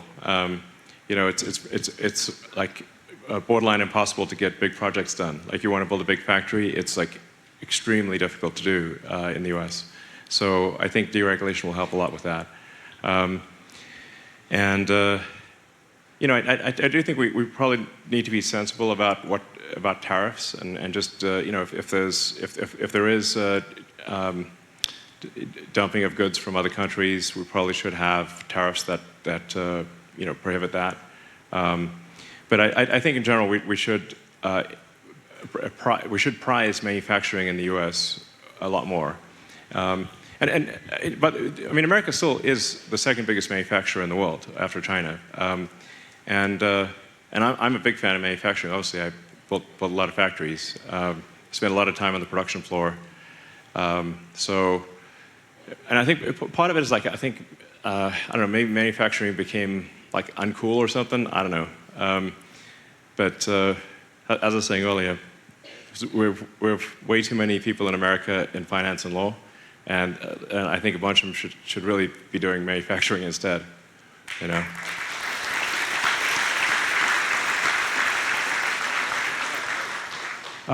Hi, Elon. Nice to meet you. My name is Matson Snell. I'm 22 years old from York, Pennsylvania. Great. Real briefly, I just want to say that before I ask my question, I'm really grateful with someone like your status is so outspoken with supporting Trump, and I think we need more people in your status to support Trump because I think, we all know there's kind of this agenda in the entertainment industry and in the media where they have to hate Trump no matter what. I think my question to you is, how much of it do you think is like them living in this bubble, like the late night talk show hosts, the people in Hollywood, like the legacy media? How much of that is like them actually thinking Trump is this like evil dictator, and how much of it is actually like just them getting paid to say it? Like, why is there this huge bias towards the Democratic Party when it comes to the establishment? No, that's a great question, and I actually don't know the full answer to that, but except to say that what your observation is accurate. I mean, I think it's also clear that, with a few exceptions, that they're really just talking heads. They say whatever the teleprompter tells them to say. So that's just like there's, I guess, maybe we have too much concentration in media in the country. Media is controlled by a handful of people, and kind of their political views filter down to whatever their companies that they own or control, what they believe. Yeah. So, but I don't know. Except like I can see the results, but I don't quite understand why this is happening. So, I wish I did. And obviously, with acquiring Twitter, that was a step to try to correct things and have the voice of the people actually, give the people a voice. But like if you look at, say, contributions by journalists over time to the Republican or Democrat Party, if you go back, say, 20, 30 years, it was much more balanced, where there would be, I don't know, a third of journalists would donate to the Republican Party, 2/3 would be Dem, and now it's like 5% of journalists donate to Republicans, 95 are, donate to Democrats, which obviously leads to a tremendous amount of bias. I think also like a lot of activists have gone into journalism not to report the news, but to create the news. I say, like, well, where does that come from? I think probably that comes from what they're taught in schools. I'm trying to trace route, packets on a network. What's the origin of this? And I think if people are taught, BS propaganda in schools, then they want to, and they're told that this is the thing they should go out in the world and push. Then I think it starts with the education system. I think, and certainly that is a thing to be addressed. So.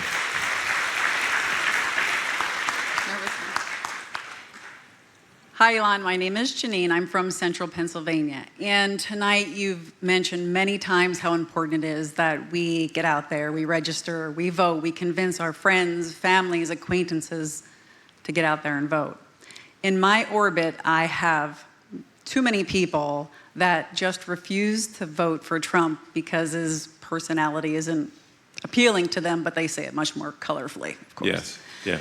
So my ask to you is, how can I very simply connect the dots between what's at risk here with this next election for a rural central Pennsylvania person who doesn't really see what's happening in the big cities? So for me, the money shot is how this is going to impact them every single day.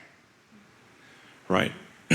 Well, I think we to the degree that people say like or dislike a candidate, they really need to sort of step back and say what you're actually electing is sort of a Republican administration or a Democratic administration.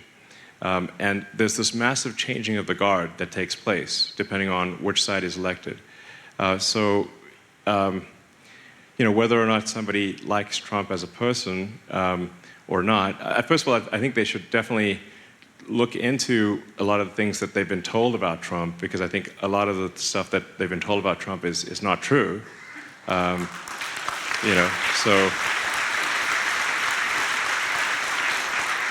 you know, I mean, even in the presidential debate, Kamala had the nerve to push the Fine People hoax, claiming that Trump was pro-Nazi, which is insane. And in fact, in that, the speech she's quoting, he actually condemned Nazis in the strongest possible terms, and yet she still pretended in that presidential debate that he endorsed Nazis. That's a huge lie.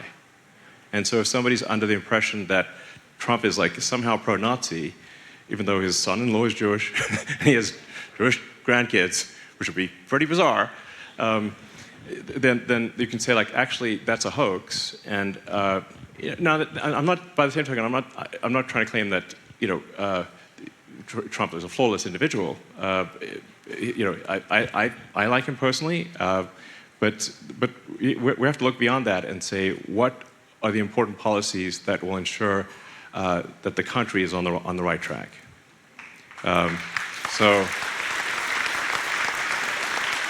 And you know, I think if you say, like, well, you know, for a lot of people, like, do you feel safer walking around the streets, or do you feel less safe? And when I talk to people, they feel a lot less safe. Do you feel comfortable with an open border policy where anyone can come across, even if they're a serial killer? Well, no, that's very uncomfortable, actually. Do you feel that we should preserve the Constitution? I think, yes, we should. Freedom of speech is very important. You know, if you can say, like, well, do you agree with these policies? I think the answer is, I think for a reasonable person, it's going to be yes. And then it's like, well, then you need to sort of look past what you believe the individual, you know, whatever flaws you believe the individual has, and say that there are larger issues at stake than what you may think about the individual, which also may be wrong what you think about the individual. So, and you know, my view about this election is that I think this is most likely the last real election, because what I see happening is that the Dem administration is bringing in vast numbers of illegals deliberately into swing states.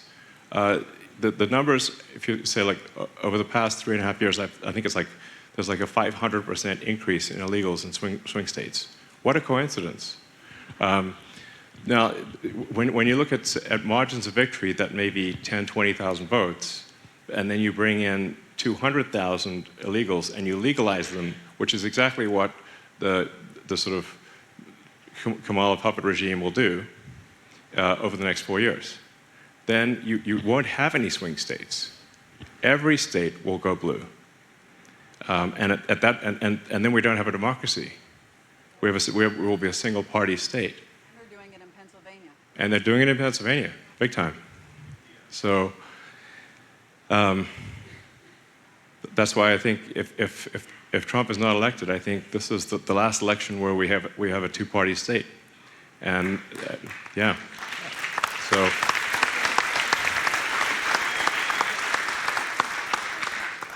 And one doesn't need to actually say, oh, well, this is a conspiracy. Just think about simple incentives.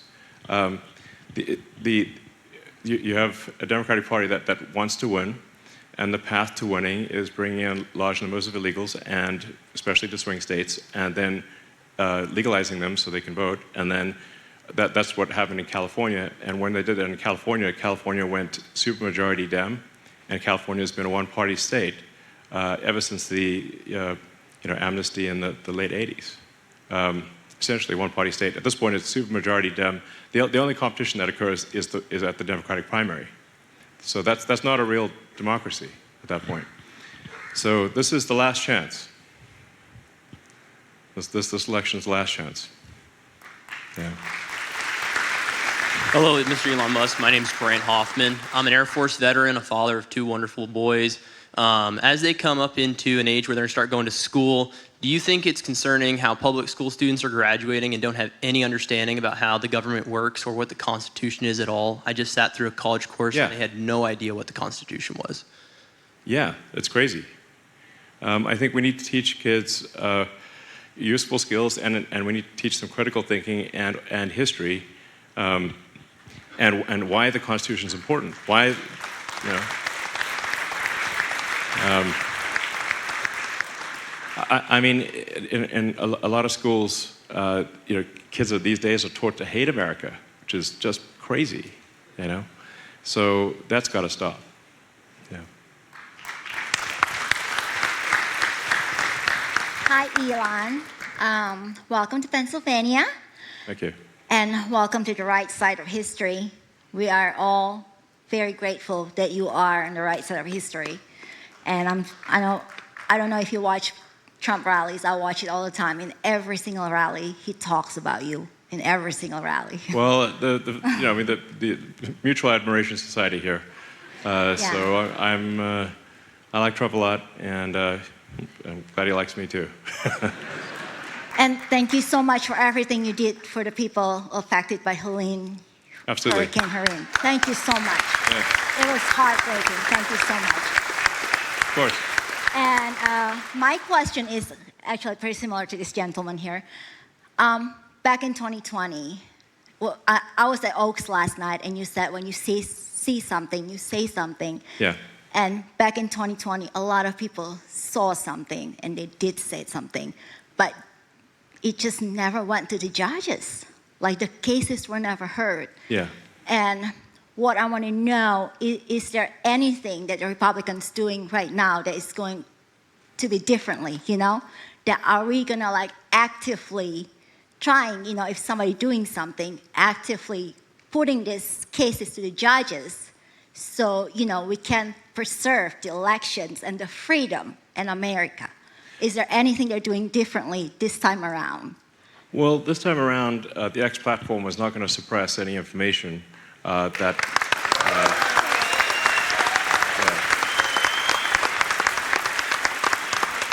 So, you know, and if there's any evidence of election fraud, post it on the platform and be as loud as possible. And if you got put as much evidence as possible out there, and let's shine a big light. And the brighter the light, the less, the harder it will be to cheat. So, all right, I'll take a few more questions and then call it a night.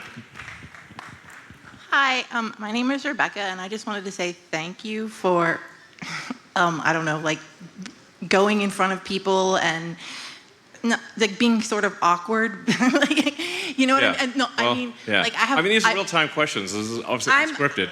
So it's like I have to like think for a second, like, oh, what? I don't always have a great answer because I just heard the question. So I'm autistic, and Join the club. As a girl, yeah.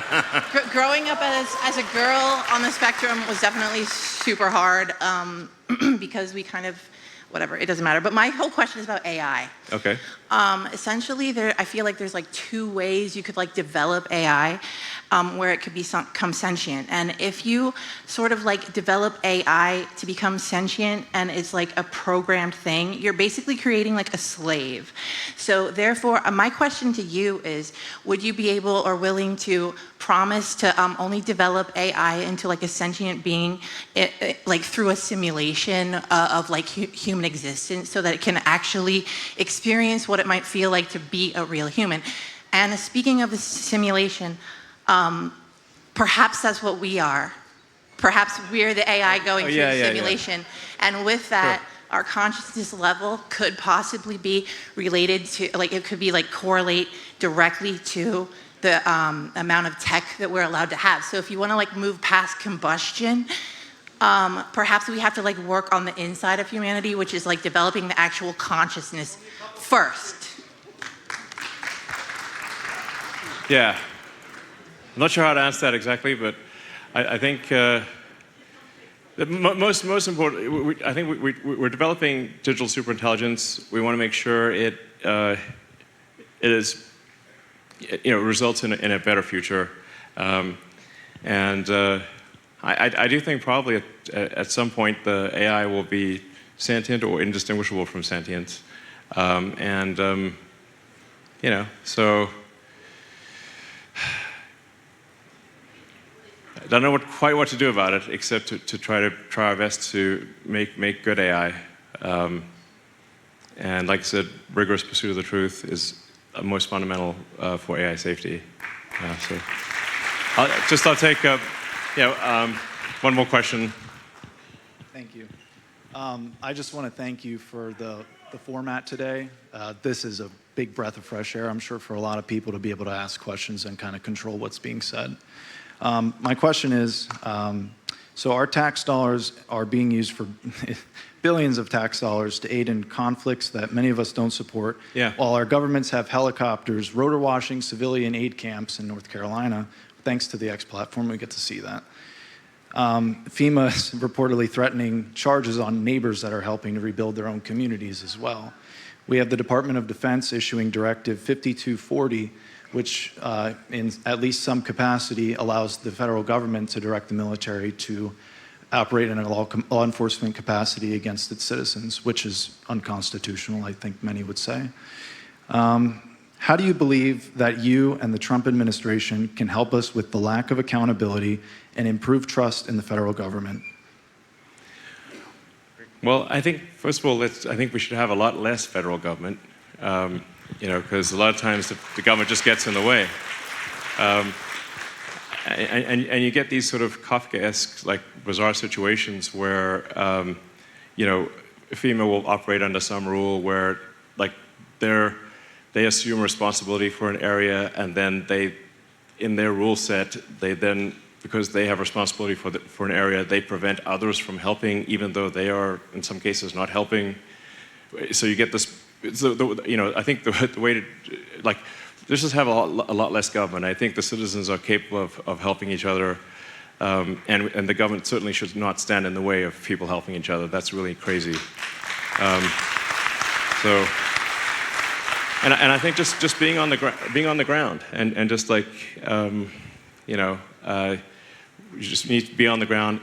If there's an emergency, you want the head of Homeland Security to be on the ground where the disaster is, not shopping for expensive clothing in New York. So I'll take one last question and then call it a night. But yeah. Thank you, Elon. Mark Clark from Camp Hill. Thank you for being our Braveheart for free speech. Well, I hope I don't have the same ending as Braveheart. No. So, freedom. But for the first time in my life, a long span of voting every election day, I voted early this week. Great. Thank you. Please encourage everyone to vote early and, get registered, My question is, aside from what you said about self-driving cars, what's your stance on government mandates for electric vehicles? Yeah, I actually generally think that there should not be government mandates. I'm